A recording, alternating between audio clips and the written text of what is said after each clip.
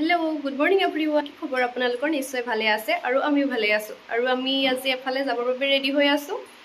আৰু মোৰ মনটো খুব ভাল লাগি আছে কিন্তু কিয় ভাল লাগি আছে আৰু ক'ত যাম জানিবলৈ আগলৈ চাই থাকক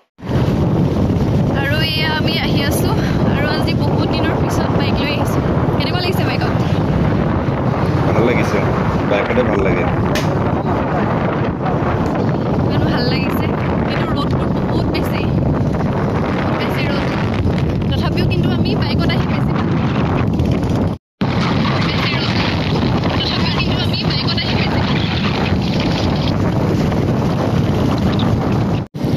এয়া আমি আহি আছো আৰু এই দলংখন দেখি ধৰিব পাৰিছো চাগে আমি কলৈ আহিছো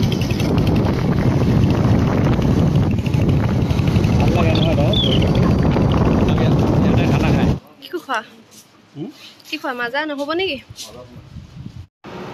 আৰু ইয়াতে কুঁহিয়াৰৰ ৰস খাই লওঁ বুলি লৈছোঁ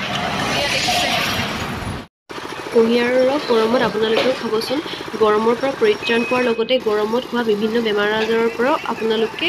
সুস্থ হৈ থাকিব পাৰিব ইয়াত কুঁহিয়াৰৰ ৰস প্ৰতি গিলাচত 20 টকাকৈ আৰু আমিও দুজন লৈ বুলি 2 গিলাচ লৈ ল'লোঁ কুঁহিয়াৰৰ ফলৰ লগত ভাল লাগিব জানো খাই চাওঁ আজি খাইছোৱা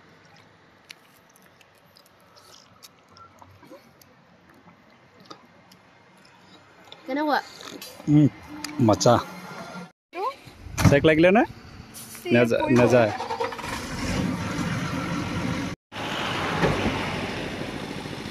কেনে লাগিছে ভাল লাগিছে কুঁহিয়াৰৰ আৰু ঠাণ্ডা দুইটা ফ্লেভাৰ আহিছে ন আৰু এয়া আমি আহি পিনি ঘৰ পাই গ'লোহি সেইকাৰণে আচলতে মোৰ মনটো বহুত বেছি ভাল লাগি আছিলে কাৰণ হুনমানু আহি মামাকৰ ঘৰত আছেহি আৰু এইফালে হুনমানুক দেখুৱাম ৰ'ব আৰু এইফালে এয়া আমাৰ পূজা হাই কৈ দিয়া এয়া ভাইটি এয়া পাপা পেট্ৰলিয়াই বহি আছে পূজা ঘৰ ক'ত ভিন্দে কৈ দিয়া ভিনেকে কৈ দিব লাগে পূজা ঘৰ ক'ত মই কেলে কম বাৰু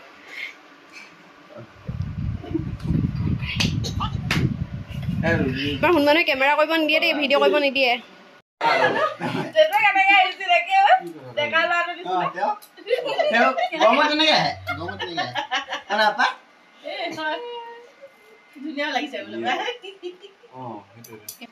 শুন এইটো কি হ'ল চেণ্ডেলযোৰ বৰ ধুনীয়া চেণ্ডেল এযোৰ ল'লা দেই শুন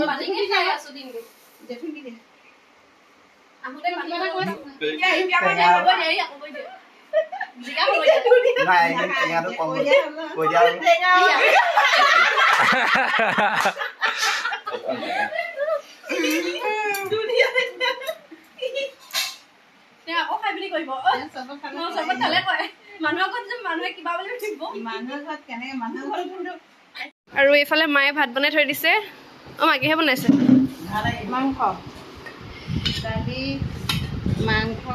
এতিয়ালৈকে মাংস দিয়া নাই আৰু এয়া আৰু এইফালে মায়ে ভাত চাত বনাই দিলে ধুনীয়াকে মাংস এয়া মামীয়ে পানী দি আছে আৰু এয়া মামী মৰমৰ মামীজনী বহুত দিনৰ পিছত লগ পাইছো এয়া দাইল মাংস চব্জি আলুহে উঠিছে দেখোন মা আৰু এইফালে চাটনি বা কিহৰ চাটনি আৰু আমি সকলোৱে ভাত খাই মেলি অলপ ওলাই আহিলোঁ ফুৰিবলৈ বুলি আচলতে আমাৰ ওচৰতে আছে মাতমৰা ঘাট সেইবাবে মাতমৰা ঘাটলৈ বুলি আহিলোঁ লগৰ বহুতে কৈ আছিলে যে মাতমৰা ঘাটটো বৰ ধুনীয়া হৈ আছে তাত ফুৰিবৰ বাবে সেইবাবে আমি সকলো ওলাই আহিলোঁ আৰু পূজাহঁতকো দেখুৱাওঁ বুলি লৈ আহিলোঁ তালৈ বুলি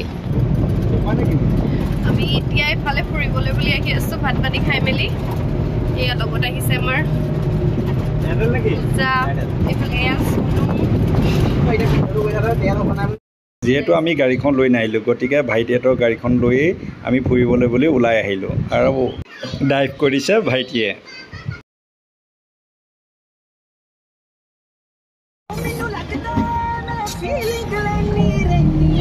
আৰু আমি এই সুন্দৰ গান উপভোগ কৰাৰ লগতে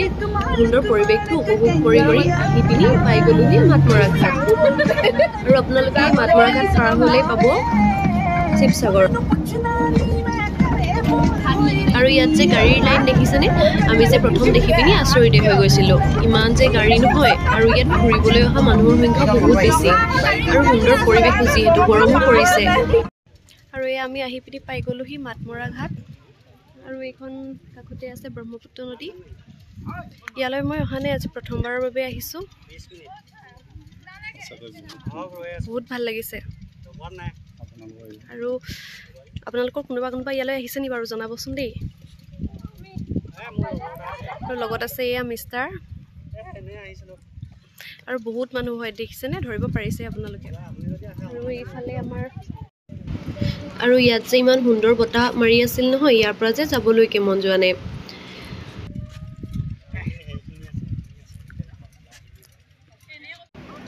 শুনিছানে